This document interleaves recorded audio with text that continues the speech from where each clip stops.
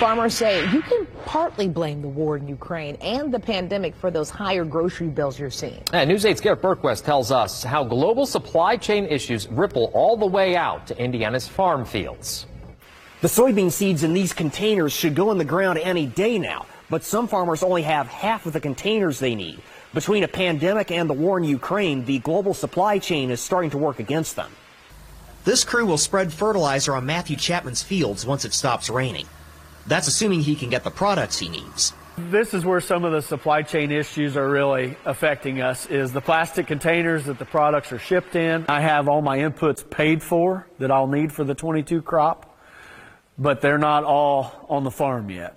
So in today's world, until you can put your hands on it, until you can see it, and it's on your property, in your possession, you're not sure that you have it. Chapman says he has about 90% of what he needs, but he usually has everything by February 1st, so he was already behind schedule.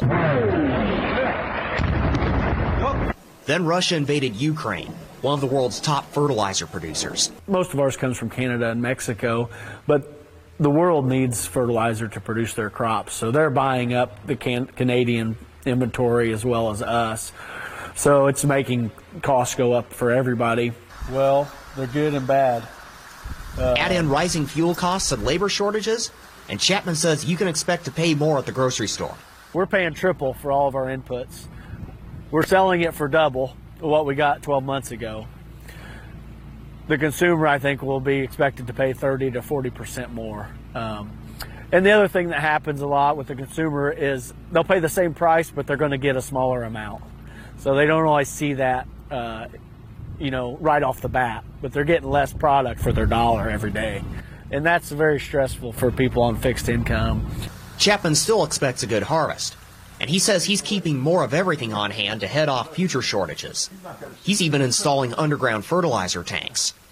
Chapman says there are some opportunities, though, for American farmers. He says because of supply chain issues elsewhere, it could cause more markets to turn to American commodities.